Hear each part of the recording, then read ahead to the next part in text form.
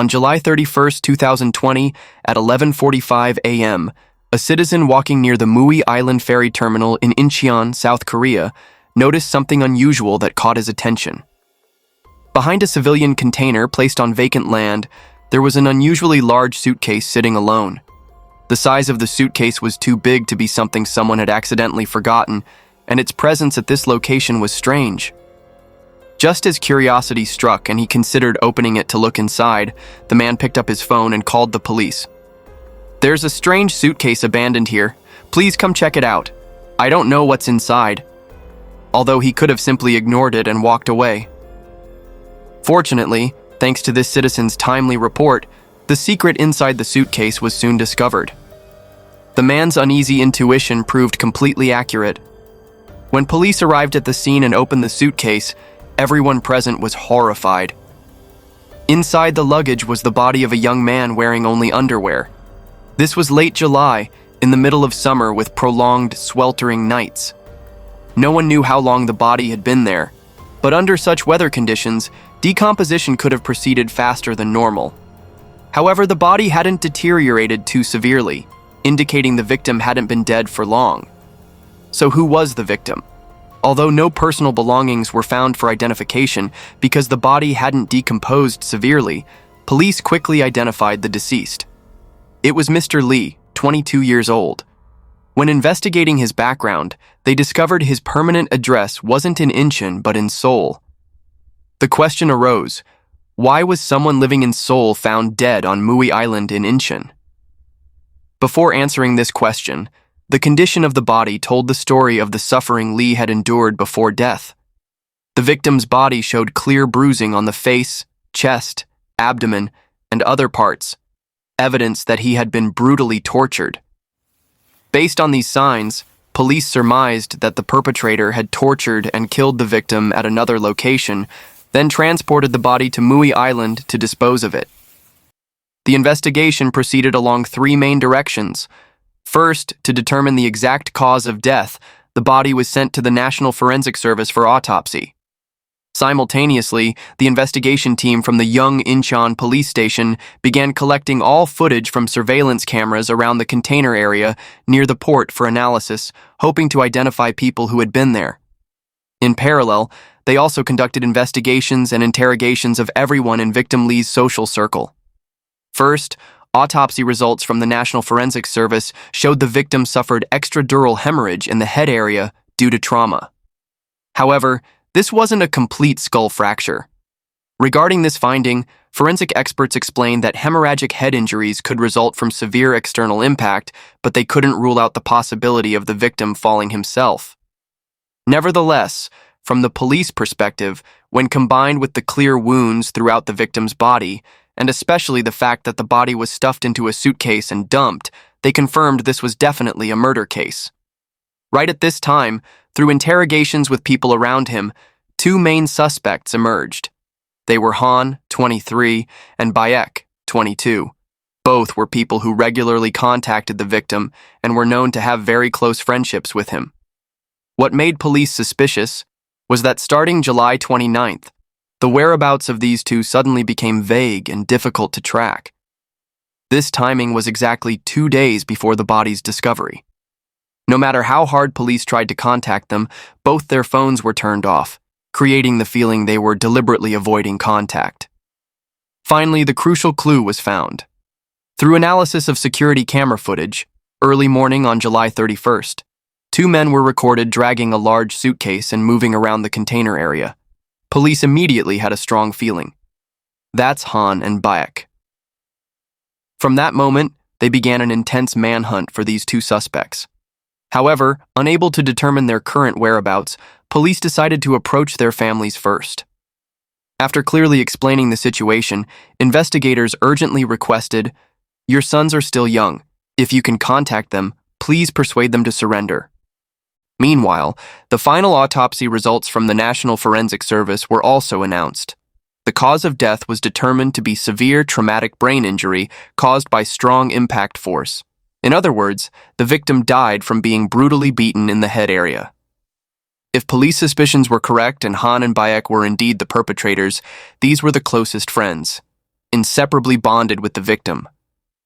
So, what had caused this seemingly solid friendship to suddenly turn into hatred to the point of murder? 2 days after discovering the body, at 8:30 p.m. on August 2nd, two young men with gloomy faces quietly entered the Mapo police station in Seoul. Both hung their heads low. It was Han and Bayek. They confessed to killing Lee on July 29th and disposing of the body by stuffing it into a suitcase. Their families had successfully persuaded their sons, and they decided to go to Mapo police station, the nearest one, to surrender. Both were immediately arrested and transferred to Yongincheon police station, the unit responsible for investigating this case. When asked about their motive, Han and Bayek, two young men just over 20, answered, "He constantly badmouthed and cursed us. He borrowed money but wouldn't pay it back, so our relationship wasn't very good. Because of these things, conflicts deepened, leading to violent altercations, and during this process, Lee accidentally died." This was the perpetrator's explanation. This meant they still firmly denied any intention to deliberately kill. They admitted to punching and shoving, but insisted this level was just ordinary aggressive behavior between young men, with absolutely no intention to kill Lee. Police continued questioning. "So, when did you know your friend was dead?" They replied, "After the fight, we saw him lying there like he was sleeping, so we left him alone. The next morning when we woke up, we discovered he was dead. That's why we decided to dispose of the body." At first glance, this story seemed quite logical and convincing. However, investigators didn't completely trust their testimony. There was a vague feeling they were deliberately hiding something important. Moreover, through Han and Bayek's behavior and attitude, police had a strong intuition that behind this case lay much deeper motives, and this intuition was completely correct. Han and Bayek truly had specific reasons that had turned them into demons. But to understand better, we first need to examine the relationship between these three people. Victim Lee had met Han through social media in 2018. Both quickly became close friends because they shared a passion for hip-hop. At that time, Han was active as a rapper and was considered a promising young talent. He also had some reputation in the hip-hop community.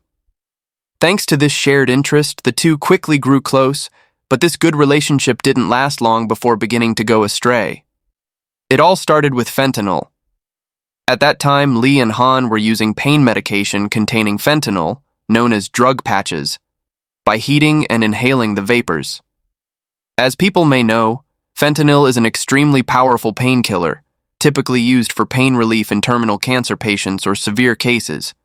However, the serious problem is its addiction potential is also extremely high. So how could Han and Lee access this narcotic painkiller? The answer lay in medical facility intervention. Han regularly received prescriptions at a pain specialty clinic in Bucheon, Gyeonggi Province. By March 2020, Baek, a friend of Lee's, also joined this group. So who was Baek? He was an illustrator with some reputation in the hip-hop scene.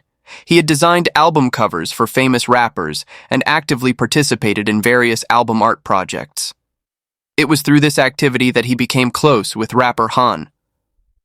Regardless, the three, Lee, Han, and Baek, became a tight-knit group and regularly used drugs whenever they had the opportunity. Then trouble began to arrive. Han's frequency of visiting the hospital for prescriptions became increasingly dense.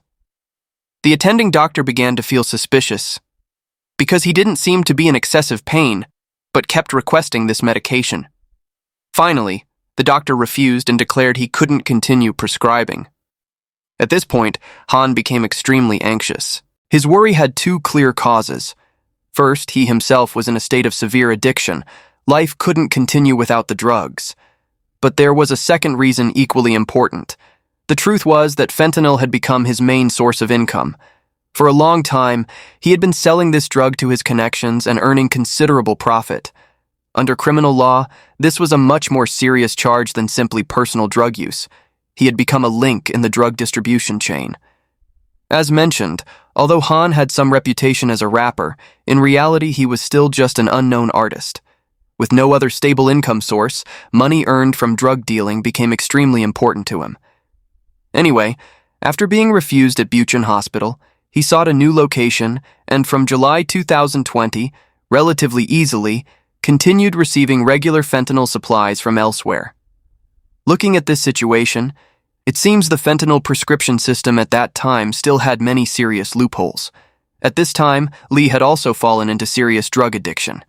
But during the period when Han couldn't obtain drugs, Lee had to endure the pain of withdrawal syndrome. Later, when Han announced, "I found a new source," and shared information about the hospital, Lee decided to go there himself and began receiving prescriptions. From here, conflicts between the two began to arise. Lee went to that hospital almost daily to request fentanyl prescriptions, causing this doctor to also become suspicious. Finally, the doctor firmly declared to both Lee and Han that he couldn't continue prescribing this medication. For Han, this was like a bolt from the blue. In a context where drug distribution had almost become his main profession, if the supply was cut off, his livelihood would be seriously threatened. Not to mention, he himself needed the drugs to survive. From that moment, resentment began to silently germinate within him.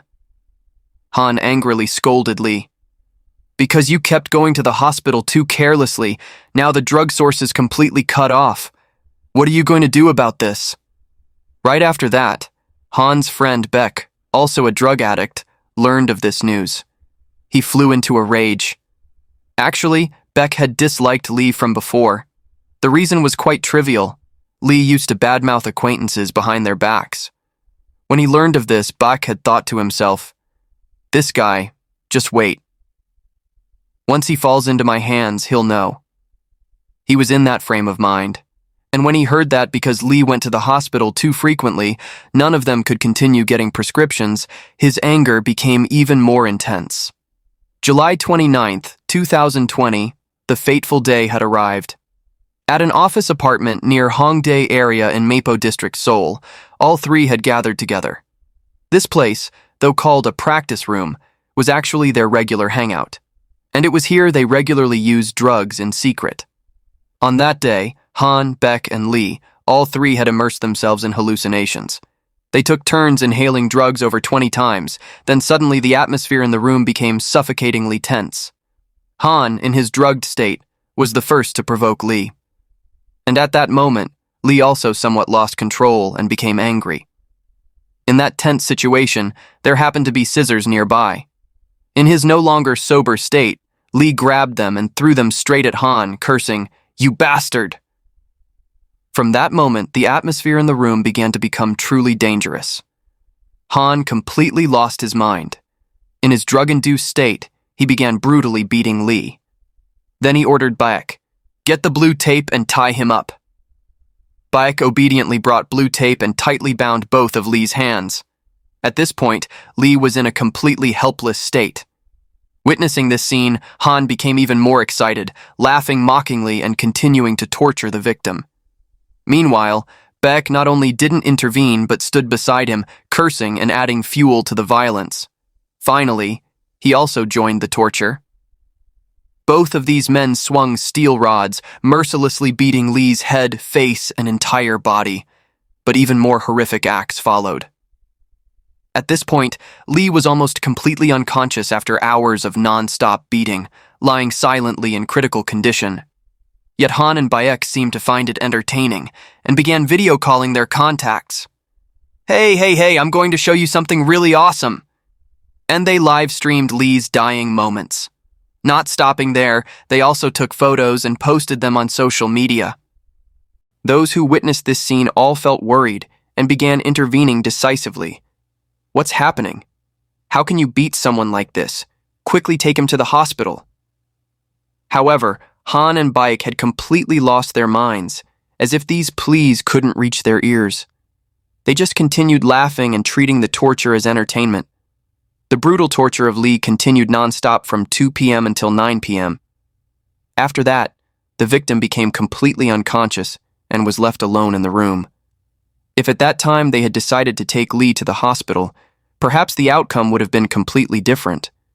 But Han and Baek had absolutely no such thought in their heads. And finally, Lee breathed his last breath. The two, still in their drugged state, lay down beside Lee's body and fell asleep.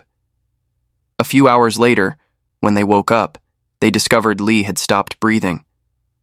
Should we take him to the hospital? Hey, he's already dead. What's the point anymore? So call the police? Ah, that means we'll have to go to prison. This was a dilemma. Right then, an idea suddenly sprouted in both their heads. If we can just handle this corpse, no one will know about our crime. They immediately began acting. They went to an acquaintance's house to steal a suitcase. Then they stuffed Lee's body inside. When closed, from the outside, this was simply an ordinary travel bag, nothing special. So where do we dump it now? While searching for a deserted location with few passers-by, the first place that came to their minds was Mui Island in Incheon. Early morning on July 31st, at 5:30 a.m., the two took a taxi to Mui Island Ferry Terminal. After observing the surroundings, they happened to notice the vacant land behind that large container. Ah, right, just dump it there and we're done. Ah, too easy. They pushed the suitcase into the inner area, then called another taxi to flee the scene. As you've heard, the disposal method was quite crude and simple, and fortunately, this entire act was clearly recorded by nearby security cameras. Only a short time after dumping the body, the police manhunt had begun. When the criminal group was hiding and then surrendered, the case seemed to have reached its conclusion. However, after being arrested, Han, the mastermind of the case, still firmly denied any intention to deliberately kill, even when transferred to the prosecutor's office. But the prosecutor concluded, brutally beating like this without any rescue measures for the critically injured victim proves you completely knew the victim would die and had deliberate intent. Shortly after, the accomplices were transferred to court with charges of murder, corpse disposal, and drug law violations. When the trial began, these two suddenly turned against each other, shifting blame to one another. But both still firmly insisted they had no intention to kill. So how did the court rule on them? The first trial sentenced main perpetrator Han to 18 years in prison, accomplice Bayek to 10 years. This sentence seemed lighter than expected. The reason was because the court assessed that from the beginning, meaning from when they met Lee, if there had been premeditated murder intent, the sentence would have been much heavier. However, the court didn't consider this a premeditated murder case. Moreover, the fact that both defendants had no prior criminal record was also considered a mitigating factor. But Han and Bayek had completely different views. They considered the sentence too heavy and decided to appeal. The prosecutor's office also appealed, reasoning they needed to receive more severe punishment. The appeals court conducted a more meticulous and thorough review of the case. Looking back at the entire incident, the perpetrators took photos showing off the dying victim, then announced and live-streamed for acquaintances to watch. These are extremely cruel and savage acts that absolutely cannot be overlooked easily.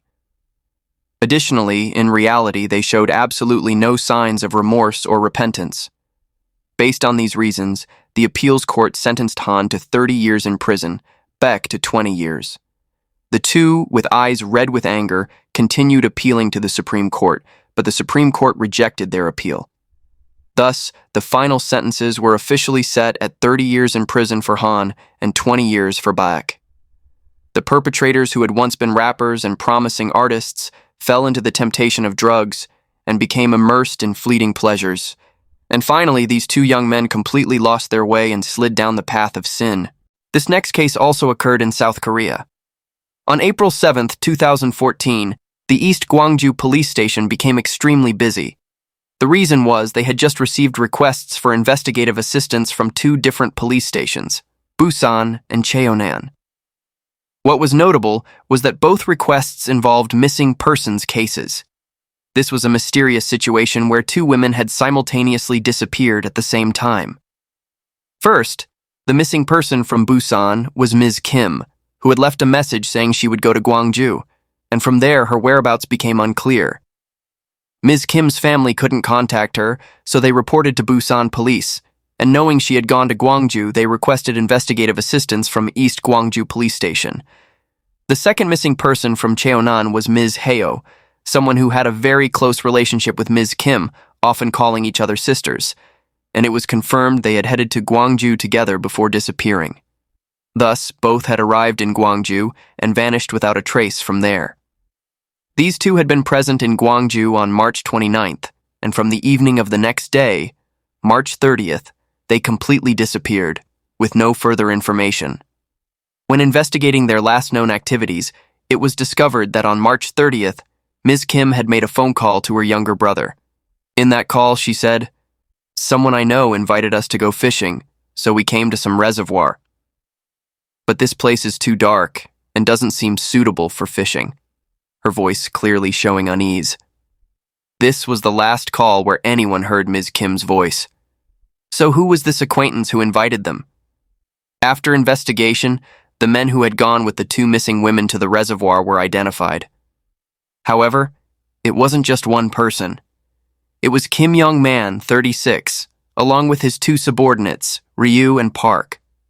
When examining their relationship, it was discovered that Young-man had borrowed about $70,000 from the two women Kim and Heo under the name of Business Investment Capital.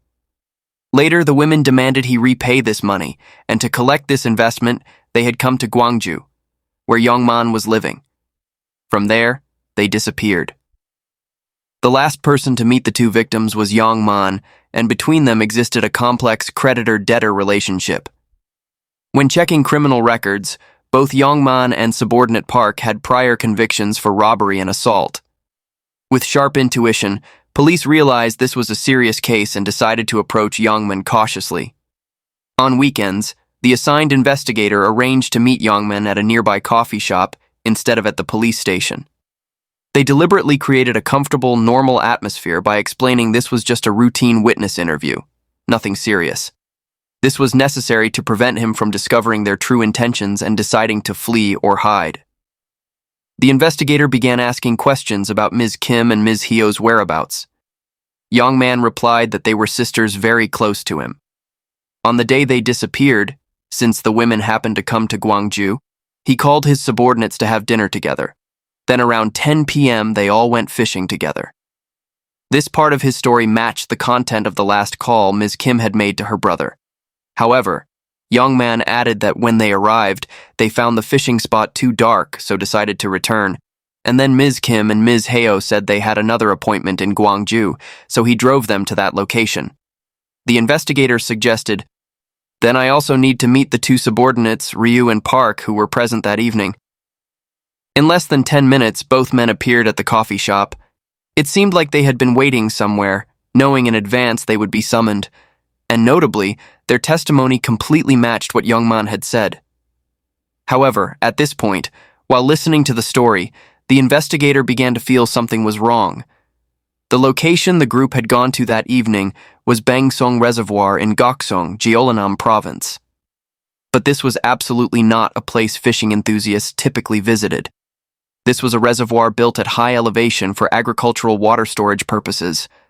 Moreover, fishing activities were prohibited in this area. Naturally, if you went there at night, there would be no proper lighting system, making navigation extremely difficult. After listening for a while, the investigator decided to change the direction of questioning. If you really went fishing that day, you would definitely need fishing equipment. "Where did you get the fishing gear?" The group replied, "We plan to buy it at a fishing shop near that area." However, think about it more carefully. At a time after 10 p.m. like that, all the shops in the area would have been closed long ago. So from the beginning, the real purpose of the trip might not have been fishing at all. Next, police proceeded to verify the last location where the missing person's phone signals were cut off. Results showed both were near a cell tower in the Seokgok area of Gokseong County. This location was quite far from Gwangju, where Young-man claimed he had dropped off the two women. Conversely, this position was very close to the reservoir area. At this point, police were almost completely certain this case involved serious criminal activity. They identified Young-man and his two subordinates as the main suspects and decided to switch to covert investigation methods. Covert investigation here means a method that completely conceals all investigation content, preventing information from leaking outside. Of course, although suspects had been identified, there was still no decisive evidence in hand. Therefore, the main goal was to buy time to prevent suspects from fleeing while not giving them opportunities to destroy evidence. So police first verified that young man regularly rented and used rental cars, then contacted this company to request GPS data from that vehicle. Immediately, suspicious movements were discovered. On the evening of March 30th, the problematic day, the rental car Yangman was driving had moved around the Gokseong area and visited 10 different locations. Among these was one particularly prominent location, Bangu-jeong Reservoir. Note that this wasn't Bangsong Reservoir they had mentioned before, but Bangu-jeong Reservoir. When checking the time frame, data showed the car was present there around 11 p.m. and remained for a full 2 hours. After that, the car passed through Gokseong Toll Station, stopped for about 30 minutes at Muyong Bridge in Yeonggam County, Jeollanam Province. Next, the car continued its journey and at 5:30 a.m. stopped in front of a motel in Mokpo. Then, 12 hours later, at 4:40 p.m., there was a record of the car moving to a self-service car wash in Gwangju. This entire chain of movements was extremely suspicious. Moreover, it differed significantly from the testimony the group had given. Especially, what police paid most attention to was Bangu-jeong Reservoir. This was about 4.3 miles from the previously mentioned Bangsong Reservoir, quite close if traveling by car. However, from the toll station, turning left would lead to Bangsong Reservoir, while turning right would lead to Bangu-jeong Reservoir. At this point, the investigation team began deploying a completely different covert tactic. They decided to split the investigation team into two groups. One team headed to Bangu-jeong Reservoir, the problematic location, while the other team went with Yangman and his group to Bangsong Reservoir that they had reported. Actually, Bangsong Reservoir had no particular investigative significance. So why implement this tactic? The purpose was to create a sense of security for Yangman and his group that police were investigating in completely the wrong direction. While one side was conducting a fake investigation, a very large-scale search was taking place at Bangu-jeong Reservoir. Police mobilized professional divers and K9 units to thoroughly examine the entire area, and this effort yielded results. They discovered important new evidence, a pair of gloves with blood on them.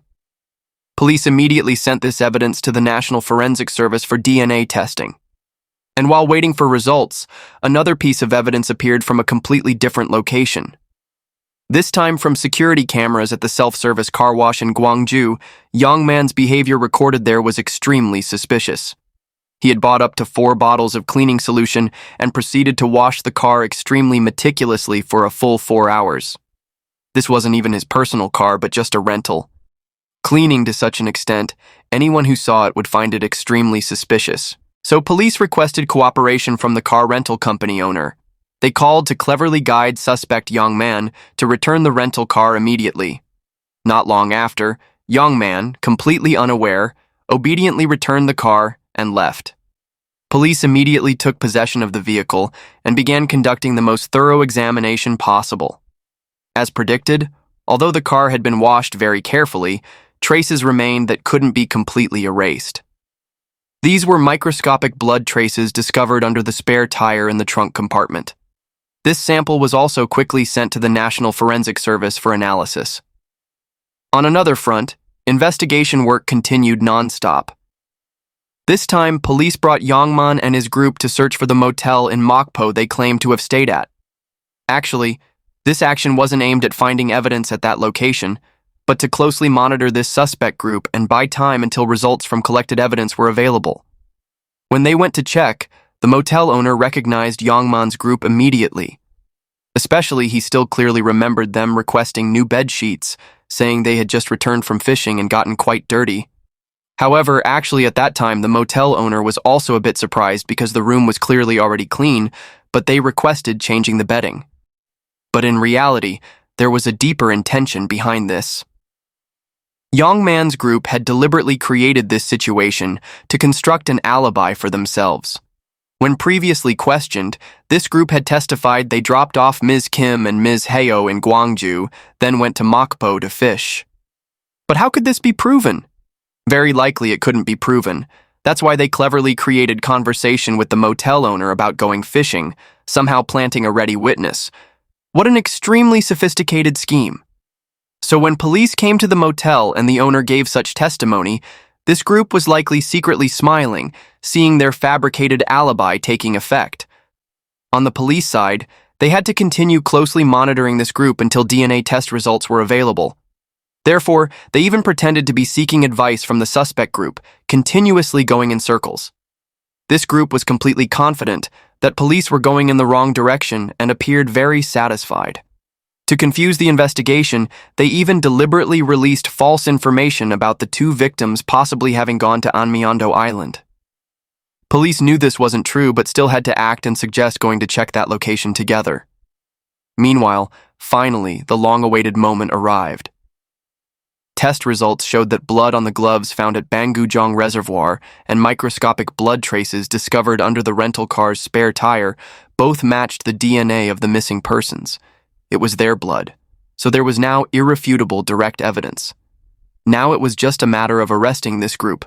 However, a completely unexpected problem occurred. A news agency publicly reported on the case with the headline, "Two Women Who Came to Collect Debt Missing." The article's content seemed to criticize the investigation activities, suggesting the incident had occurred, but the investigation was in a deadlock.